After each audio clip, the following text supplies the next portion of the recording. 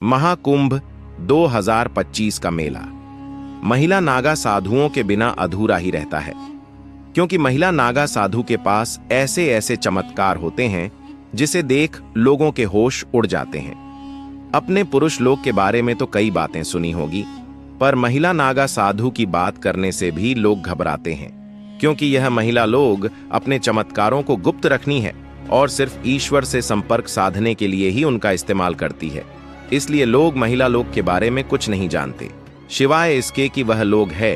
पर आज हम इस वीडियो में आपको ऐसी ऐसी बातें बताने वाले हैं जिसे सुनकर आपके होश उड़ जाएंगे, जिसमें महिला को नागा साधु बनाते वक्त उसके शरीर के एक ऐसे हिस्से को निष्क्रिय कर दिया जाता है जो शरीर में वासना जगाता है। पर यह प्रक्रिया सुनकर आपके रोंगटे खड़े हो जाएंगे।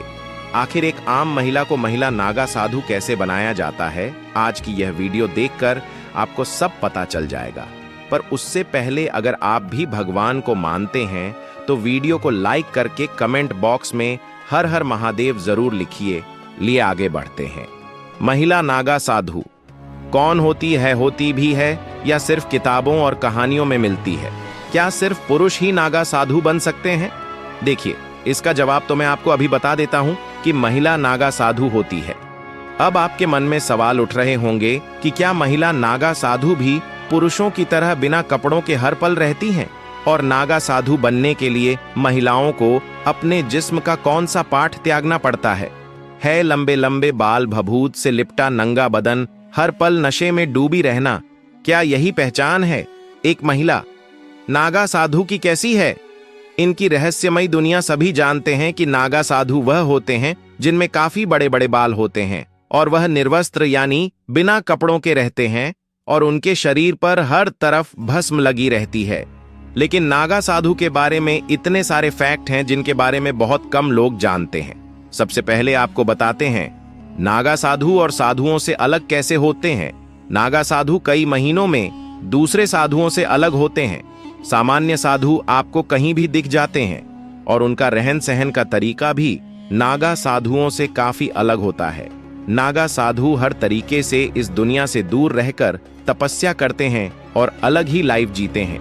कोई भी बेहद कठिन परीक्षा और लंबे प्रक्रिया के बाद नागा साधु बनता है। नागा साधु बनने की प्रक्रिया भी बहुत दिलचस्प है। नागा साधु बनने के लिए एक पूरी प्रक्रिया होती है और इसमें कई लेवल पर करने के बाद ही कोई नागा साधु बन पाता है। यह प्रक्रिया कई सालों तक चलती है और उसके बाद किसी अखाड़े द्वारा उन्हें नागा साधु माना जाता है।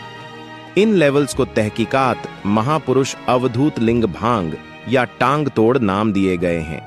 इसमें सबसे पहले तहकीकात की प्रक्रिया होती है, जिसे अखाड़े में एडमिशन की तरह माना जा सकता है।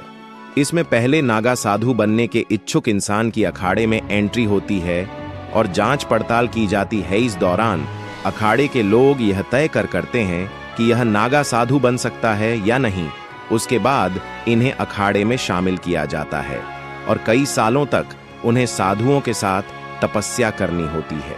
कई साल तक तपस्या करने के बाद जब वह नागा साधु बनने के लिए तैयार होते हैं तो उसके बाद उनकी कई स्तर पर परीक्षा होती है। इस दौरान उनके तप त्याग की जांच की जाती है। पहले की प्रक्रिया ब्रह्मचर्य होती है, इसके बाद उन्हें महापुरुष बनाया जाता है। इस प्रक्रिया में उन्हें रुद्राक्ष दिए जाते हैं, जो अक्सर लोग बाबा के शरीर पर दिखाई देते हैं। इसके बाद अवधूत प्रक्रिया से गुजरना पड़ता है, जिसमें उन्हें बाल कटवाने पड़ते हैं, मतलब मुंडन होता है और खुद का ही पिंडदान करना पड़ता है। ऐसे में वह अपने परिवार और संसार के लिए अमृत हो जाते हैं। इसके बाद वह साधना करते हैं और भगवान में ही लीन हो जाते हैं। इसके बाद एक प्रक्रिया होती है जो अखाड़े में लगे खंभे के नीचे होती है। इसी प्रक्रिया में कई रिवाज पूरे किए जाते हैं, जिसमें लिंग भांग की प्रक्रिया भी होती है। इसके बाद उन्हें वासना आदि से मुक्त कर दिया जाता है और उनके लिंग को एक एक तरह से निष्क्रिय कर दिया जाता है। इस प्रक्रिया के बाद नागा साधु बनते हैं और कुंभ के दौरान ही कई गुरुओं द्वारा नागा साधु बनाया जाता है। महिला नागा साधु के बारे में जानने से पहले क्या आपने कभी एक नागा साधु को देखा है? नीचे कमेंट में यस लिखकर जरूर बताइए। आपको बता दें कि महिला नागा साधु बनने से पहले यहाँ महिलाओं को 10 से 15 साल तक कठिन ब्रह्मचर्य का पालन करना पड़ता है। इसके बाद अगर इन महिलाओं के गुरु इस बात से संतुष्ट हो जाते हैं कि महिला ब्रह्मचर्य का पालन कर सकती है, तभी उसे दीक्षा प्रदान की जाती है। नागा साधु बनने के लिए दृढ़ इच्छा शक्ति और सन्यासी जीवन जीने की प्रबल इच्छा होनी चाहिए। महिला नागा सन्यास बनने से पहले अखाड़े के साधु संत उसे महिला के घर परिवार और उसके पिछले जन्म की जांच पड़ताल करते हैं।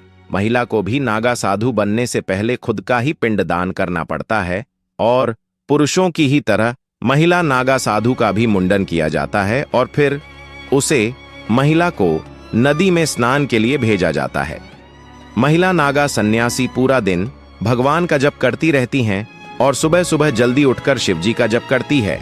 इसके बाद दोपहर में भोजन करने के बाद फिर से शिवजी का जप करती है और शाम को सोती है। अखाड़े में महिला साधुओं को पूरा सम्मान दिया जाता है।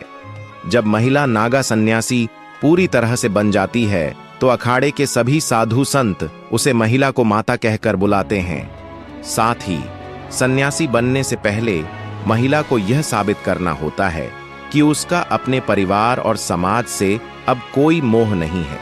इस बात की संतुष्टि करने के बाद ही आचार्य महिला को दीक्षा देते हैं। आपको बता दें कि महिला साध्वी को पूरी तरह से नग्न अवस्था में रहने की इजाजत